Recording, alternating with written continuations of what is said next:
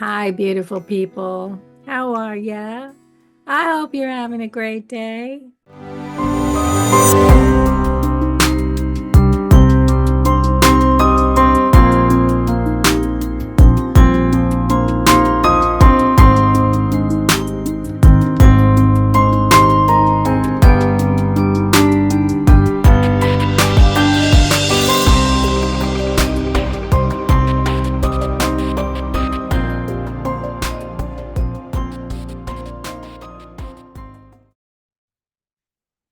Today's video is part 2 on oxidative stress. There's a lot to talk about, and I am only touching the surface of this. I'm just sharing some of the main points that I learned, so hang in there with me. Since I was in college, I've been researching what scientists believe are the root causes of fibromyalgia. And I say causes because I do believe there's more than one cause. To me, it explains why it's been so difficult for researchers to determine what the root cause of fibromyalgia is. And I think it's so hard to figure out because there are many areas of study for researchers, just like there are many areas of study for those who are in medicine. And often experts stay in their field. So I'm hoping one day, and I do believe it will happen, that researchers will come together. And there are some, when you read their background, you'll see a psychiatrist and a psychologist and a medical doctor, an MD, who has participated in a particular study. But for the most part, they tend to stay in their own area. I do believe that those experts will come together and figure out the mystery of fibromyalgia. In this series on the root causes of fibromyalgia, we're learning that the various abnormalities indicate that multiple factors and mechanisms are involved in the pathogenesis of fibromyalgia, meaning that the process that fibromyalgia goes through to become a disease and how it develops. And yet, the etiology or the cause is still considered unknown.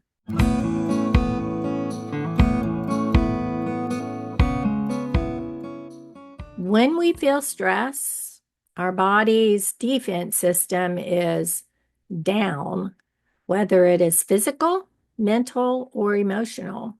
When this happens, people will experience fatigue, brain fog, muscle and or joint pain, have wrinkles and gray hair, have decreased eyesight, headaches, sensitivity to noise, and become susceptible to infections. Many of these are experienced by people with fibromyalgia.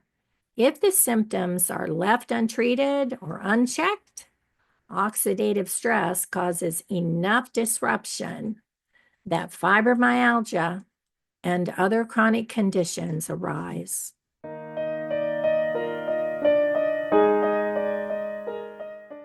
So let's reduce our oxidative stress. So far, we know that antioxidant foods can help reduce oxidative stress. Lifestyle and dietary change can help reduce it. Fruits and vegetables, limiting processed foods, exercising, quitting smoking, reducing stress, getting enough sleep, limiting alcohol consumption can all help. Foods high in antioxidants such as dark chocolate, nuts, blueberries and red berries, artichokes, chia seeds, dark green veggies, tea, and sweet potatoes can help increase antioxidants. Foods high in vitamin A, C, D, E, selenium, and beta carotene are the best sources of antioxidant nutrients. I think you just have to try them. My favorites are bell peppers, broccoli, strawberries, nuts, eggs, salmon, carrots, cantaloupe, and sweet potatoes. What are your favorites? I need to pick some of those foods that are high in antioxidants more often. Oh, and flavonoids such as cocoa. I said dark chocolate, so the cocoa needs to be at least 70%, are also high in antioxidants. I love that. I put it in my coffee every morning. And one thing to note, research on antioxidant supplementation is mixed. But let's take a look at research on this topic.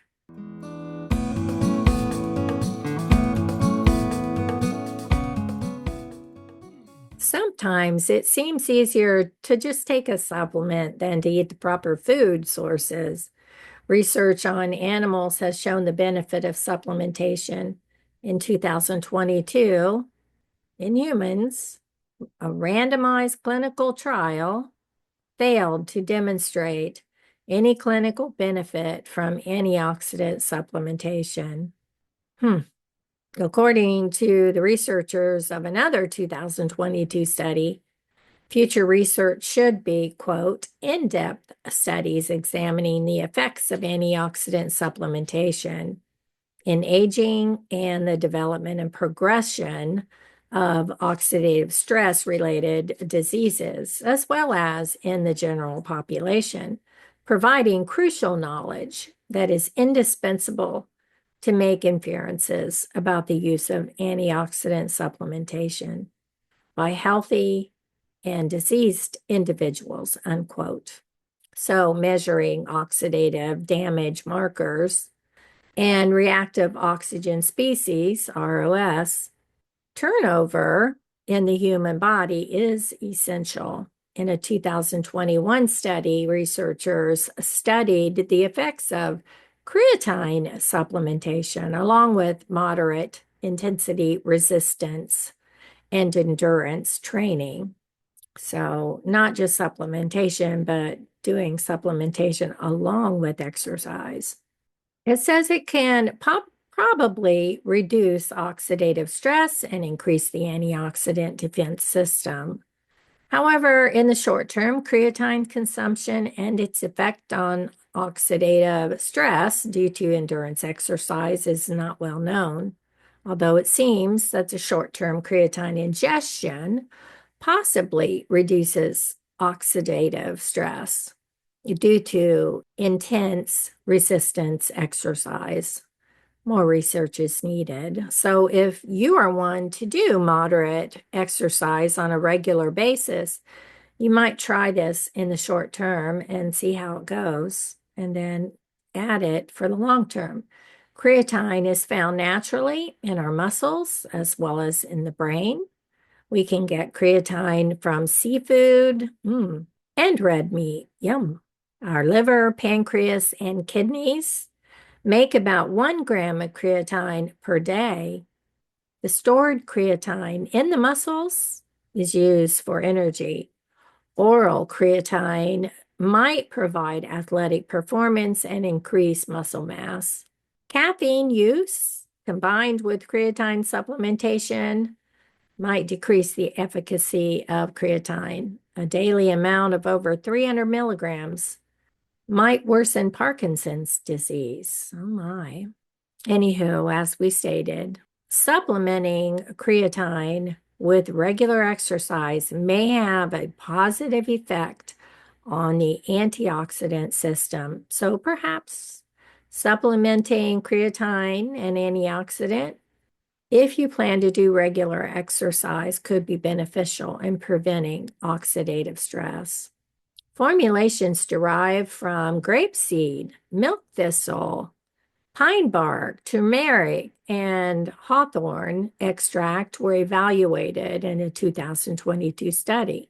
Grape seeds were most effective. That's interesting. Suppression of oxidation was most effective in the dominant lipid classes. Oh, good.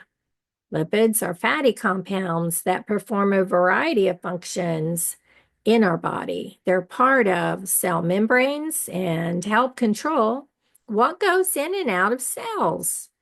They help make and store energy, absorb vitamins, and make hormones.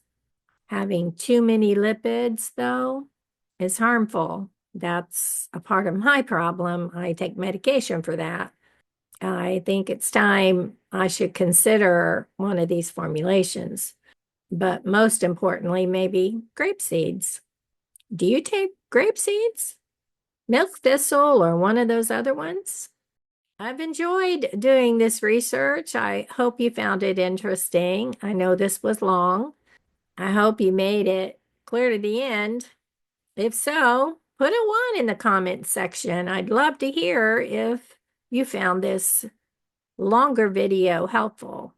I hope you learned something. I send you gentle hugs and support. Love you.